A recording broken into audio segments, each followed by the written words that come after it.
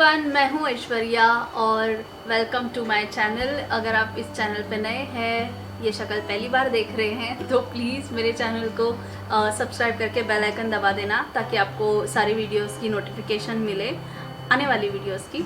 और इस वीडियो को लास्ट तक ज़रूर देखना, लाइक कर देना, शेयर कर देना, सब्सक्राइब कर देना प्लीज़। और जैसे कि आपने टाइटल देख ही लिया होगा, 5 ऐसे बिहेवियर्स जो किसी भी रिलेशन को ख़राब कर सकते हैं। अगर आप मैरिड हैं, रिलेशनशिप में हैं, अपने पार्टनर के साथ थोड़ी बहुत नोक-झोंक तो होती रहती है, तो कुछ ऐसी ही बातें जो आपके रिलेशन को ख़राब करती हैं।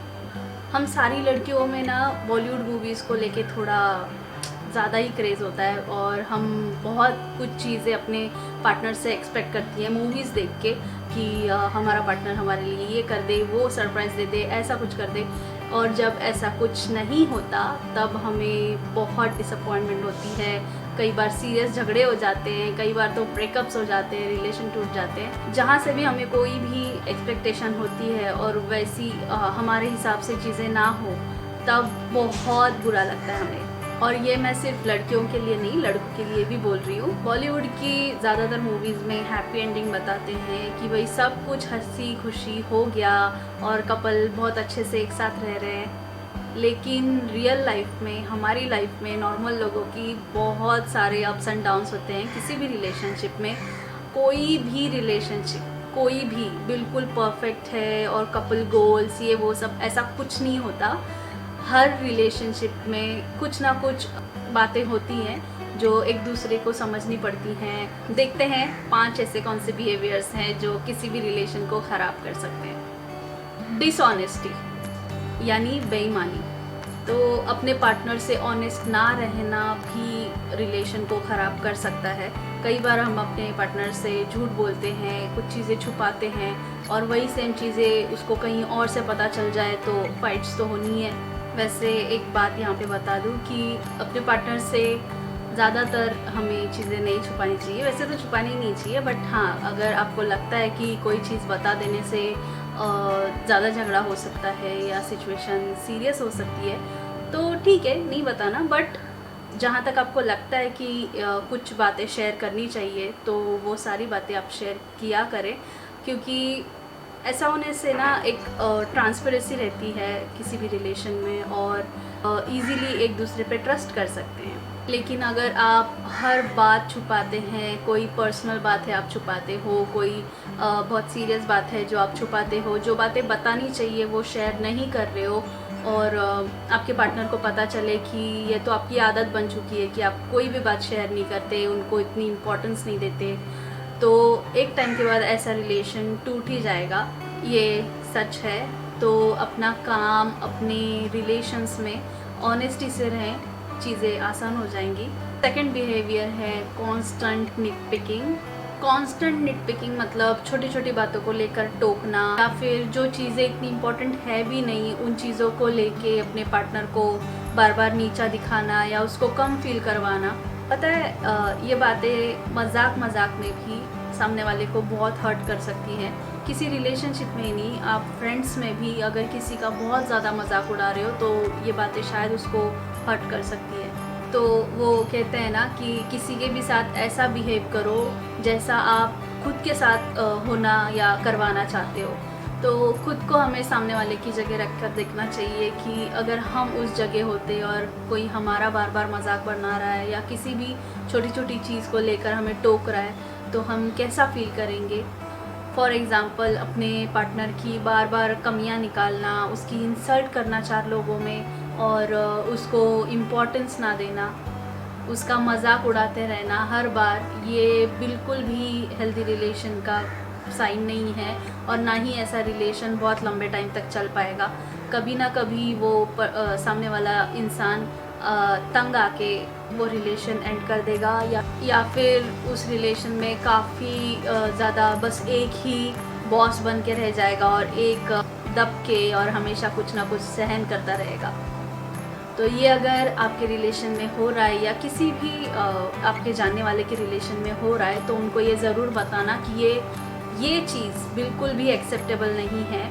सामने वाले को रिस्पेक्ट करो, चाहे वो आपसे बड़ा हो छोटा हो, अपने पार्टनर की रिस्पेक्ट करो। और दोस्तों में भी उसी लिमिट तक मजाक करो जैसा वो सहन कर पाए, या फिर जो उसको बहुत ज़्यादा हर्ट ना कर जाए। और अगर आपका पार्टनर जो आपके साथ या आप उसके साथ अगर ऐसा बिहेवियर रखते हो तो ना वो खुश रहेगा ज़िंदगी भर, ना आप उसको वैसा कंफर्टेबल फील कभी करवा पाओगे। तीसरा पॉइंट है अवॉइडिंग कॉन्फ्लिक्ट, मतलब कोई भी चीज़ या बात अवॉइड करते रहना। अगर आपके बीच कोई झगड़ा हो रखा है, कोई भी ऐसी बात है जिससे सामने वाला पर्सन डिसअपॉइंट है या फिर कोई मिसअंडरस्टैंडिंग है, उसको लेकर बात ही नहीं की जा रही है, कोई बात नहीं की जा रही है, दोनों चुप है या कोई एक ही बात करना चाह रहा है और सामने वाला बात ही नहीं करना चाह रहा, तो ये एक पॉइंट है। किसी भी रिलेशनशिप में दोनों की सेम इम्पोर्टेंस होनी चाहिए, दोनों एक दूसरे से बातें शेयर करें, या दोनों ही एक जैसे होने चाहिए, एक लेवल पे।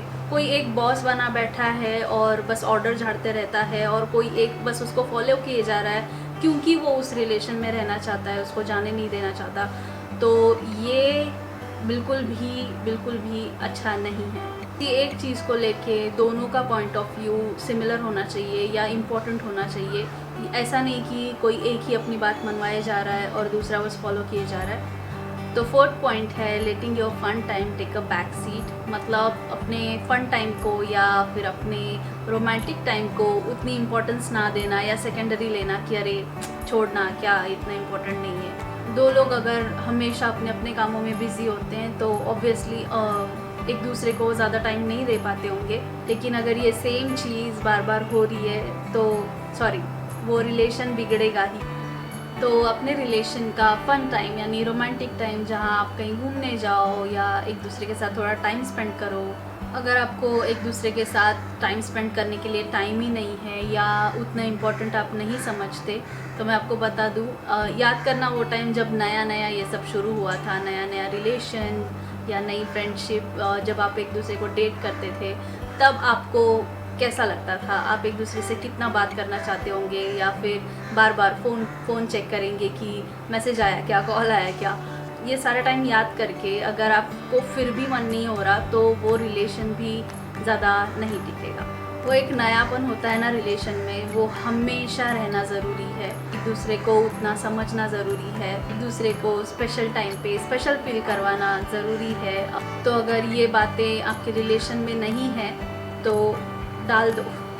अगर ये सारी बातें आप नहीं करना चाहते हो या फिर सामने वाला नहीं करना चाहता, तो और इस बात को सीरियसली लो और करो, क्योंकि ऐसा करने से वो नयापन और वो रोमांटिक वाली फीलिंग वापस आ जाएगी। रिस्पेक्ट बहुत बड़ा शब्द लगता है ये, लेकिन उतना भी डिफ़िकल्ट नहीं है, बहुत इजी है। जैसे पहले भी मैंने इस वीडियो में बोला कि एक दूसरे की डिसीजंस की रिस्पेक्ट करना ज़रूरी है और एक दूसरे की बात समझना ज़रूरी है। अपने पार्टनर की या उसके किसी भी डिसीजन की रिस्पेक्ट करना, जैसे कोई भी डिसीजन हो, किसी डिसीजन में दोनों की भी हामी होनी चाहिए। अगर आप स्पेशली आप मैरिड हैं तो ऐसा बोल सकते हैं कि मैरिड कपल में अगर कोई एक रेडी नहीं है बेबी को लेके, बेबी के डिसीजन को लेके या फैमिली प्लानिंग को लेके, और कोई एक उन पे प्रेशर बना रहा है कि नहीं अभी हमें फैमिली प्लानिंग कर लेनी चाहिए, या ऐसा कोई कपल है जिनको शादी करनी है बट कोई एक है जो थोड़ा पीछे हट रहा है या अभी नहीं करते बाद में कर लेंगे, और कोई एक प्रेशर बना रहा है कि नहीं शादी तो अभी कर लेंगे या इस टाइम पे कर लेंगे, तो ऐसा नहीं करें। एक और पॉइंट ये हो सकता है कि आप सामने वाले के करियर को लेकर उनका मजाक बना रहे हैं कि अरे ये तू क्या करने निकला है या ये तू क्या करने निकली है, तुम्हें तो सक्सेस मिल ही नहीं सकता, यहाँ पे बहुत कंपटीशन है। और ऐसा सब चीज़ें करने के बजाय आप उनको सपोर्ट करो। सामने वाले के करियर चॉइस को लेकर कभी भी मजाक मत बनाओ। एक और ये हो सकता है कि आप अपने पार्टनर के करियर चॉइस को लेकर मजाक बना रहे हैं या उनके कपड़े पहनने के स्टाइल को लेकर मजाक बना रहे हैं, उनकी सोच का, उनके डिसीजंस का मजाक बना रहे हैं, तो प्लीज़ ऐसा मत करना। अपने पार्टनर के किसी भी डिसीजन को लाइटली मत लेना। ऐसा बिल्कुल भी नहीं समझना चाहिए कि हमारे पार्टनर की सोच अरे छोड़ना क्या इम्पोर्टेंट है, ऐसा बिल्कुल भी मत समझना। एक दूसरे के चॉइसेस को और डिसीजंस को रिस्पेक्ट करना बहुत ज़रूरी है। एक लाइन और होनी ज़रूरी है कि आप आप दोनों के बीच की बातें किस हद तक बाहर वाले के साथ शेयर कर सकते हो, चाहे वो आपका बेस्ट फ्रेंड हो, चाहे वो कोई भी हो। एक लिमिट तक ही दोनों के बीच की बातें बाहर तक शेयर होनी चाहिए या नहीं भी होनी चाहिए। तो ये सारे कुछ ऐसे पॉइंट्स थे रिलेशनशिप को लेके कि ये बातें हो सकती है या है जो किसी रिलेशन को ख़राब कर सकती है, तोड़ सकती है। अगर वीडियो को यहाँ तक देख लिया है तो लाइक ज़रूर करना, और आपके क्या पॉइंट्स है या आप और भी कुछ अपने रिलेशन में सुधार करना चाहते हो तो प्लीज़ करना। और अगर ये मेरा वीडियो आपके लिए थोड़ा भी हेल्पफुल रहा हो तो लाइक करना, चैनल को सब्सक्राइब करना, बेल आइकन दबाना और बस कमेंट करना। Thank you for watching. मिलती हूँ आपसे जल्दी नेक्स्ट वीडियो में। तब तक के लिए बाय।